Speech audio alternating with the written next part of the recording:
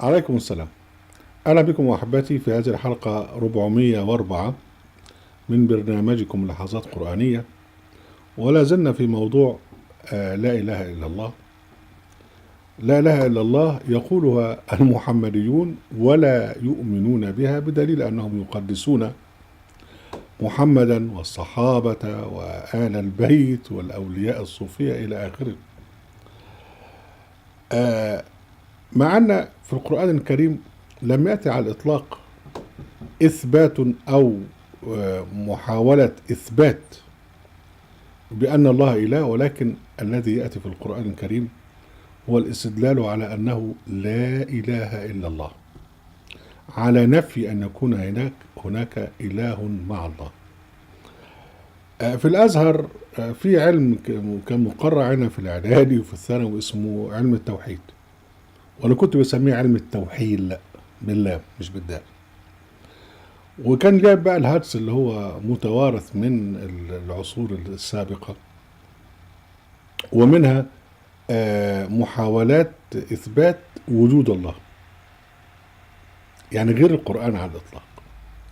وبالمناسبة كانوا بيجعلوا من صفات الله سبحانه وتعالى يقول لك الله القديم، وده طبعا جاي من التراث اليوناني القديم اللي جابوا المعتزلة، وبعدين بعد كده دخل فيما يسمى بعلم التوحيد. هل يعني يجوز لك أن تصف الله جل وعلا باسم لم يسمي جل وعلا به ذاته المقدسة؟ طبعا لا. يعني ما تسمي ربنا القديم، الله طب ما عندك القميص ده قديم، عندك الراجل ده راجل قديم، والقديم معناه هناك ما هو أقدم منه. لكن لو رجعت للقرآن الكريم لا، حاجة تانية. هو الأول والآخر والظاهر والباطن كما جاء في سورة الحج، والأول وهو الآخر، يعني بمعنى أنه جل وعلا هو قبل القبل وبعد البعد. معناه أن سبحانه وتعالى هو فوق الزمان لأنه خالق الزمان. هم يتركون هذه البدائع الرائعة في القرآن الكريم ويأخذون مما جاء من تراث اليونانيين وجاء به المعتزلة، ثم بعد هذا جاء به علم التوحيد أو علم التوحيد. أيضا من ضمن الهاجس بتاعهم الاستدلال على وجود الله سبحانه وتعالى، كما لو كان جل وعلا محتاجا إلى إثبات وجوده. فبيعملوا لك بقى أدلة السببية وأدلة العلية، لو كان كذا أو كان كذا، أو كما قال واحد من العرب الجاهلين البعر تدل على البعير، ومش عارف إيه الكلام الحدث ده كله. هل ربنا سبحانه وتعالى جاء بدليل على وجوده سبحانه وتعالى؟ لكن جاء بدليل على أنه لا إله إلا الله، وجاء بدليل منطقي عقلي. اقرأ في سورة الأنبياء الآية 21 والآية 22، يقول سبحانه وتعالى: أم اتخذوا آلهة من الأرض هم ينشرون لو كان فيهما آلهة إلا الله لفسدتا فسبحان الله رب العرش عما يصفون. كلمة لو كان في بقى آلهة إلا الله لفسدتا ده دليل منطقي.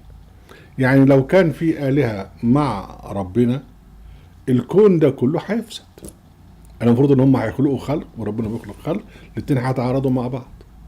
لكنك أي واحد عالم بيرى إن الخلق كله، الكون كله مخلوق بسيستم، يعني إن كل شيء خلقناه بقدر، وخلق كل شيء فقدره تقديرا. يعني وحدة الخلق في النظام بتاعه يدل على وحدة الخالق جل وعلا. إذا لو كان في آلهة أخرى بقى وده خلق كون وده خلق كون، الموضوع هيكون فيه فساد، مش هينفع. في سورة الإسراء يقول سبحانه وتعالى: قل لو كان معه آلهة كما يقولون، كما يقول جملة اعتراضية، إذا لابتغوا الذي العرش سبيلا سبحانه وتعالى عما يقولون علوا كبيرا. لو كان في آلهة مع الله زي ما بيقولوا يعني هيتنازعوا وهيروحوا ينازعوا ربنا اللي هو يعني رب العرش جل وعلا. لكن لا، لم يحدث على الإطلاق إن فيه واحد طلع وبينازع ربنا وبيطلع يعني إلى ربنا ذي العرش سبحانه وتعالى، لم يحدث. هذا آخر دليل منطقي. في سورة المؤمنون بسم الله الرحمن الرحيم: ما اتخذ الله من ولد وما كان معه من إله إذا لذهب كل إله بما خلق ولعلى بعضهم على بعض. سبحان الله عما يصفون. سبحان الله. شوف، ما اتخذ الله من ولد، ده نفي بقى اللي بيقولوه المسيحيين، ونفي اللي بيقولوه بعض المحمديين اللي هم بيقول لك ان محمد مخلوق من نور الله، واول ما خلق الله نور نبيك يا جابر. الكلام الهلس ده كله، ما معنى محمد مخلوق من نور الله؟ يعني هو يعني من ذات الله، يعني نسخة من الله، يعني هو ابن الله، تبارك الله سبحانه وتعالى عن ذلك علوا كبيرا. لكن ربنا يقول ما اتخذ الله من ولد، نفي. قل هو الله احد الله الصمد لم يلد ولم يولد ولم يكن له كفوا احد. ما اتخذ الله من ولد وما كان معه من اله، يعني ما فيش فيه اله معه. طيب اذا لو كان معه اله، الدليل بقى المنطقي، اذا لا ذهب كل اله بما خلق. يعني لو في اله تاني هقول لك والله ده انا اللي خلق المجره دي، والتاني يقول لك لا والله انا خلق الشمس دي، والتاني تقول لك انا خلق الارض دي. هذا لم يحدث. اذا لا ذهب كل اله بما خلق ولعلى بعضهم على بعض. يعني انت هنا بتلاحظ في تاريخ العالم ان لما يكون هنا ملك وهنا سلطان، الاثنين بيتخانقوا مع بعض ويضربوا بعض، يعني كل واحد بيحاول يعلو على التاني. فاذا بالتالي لو كان في آلهة مع الله يبقى هيضربوا في بعض وهيحاولوا ان هم الكون مش هيمشي.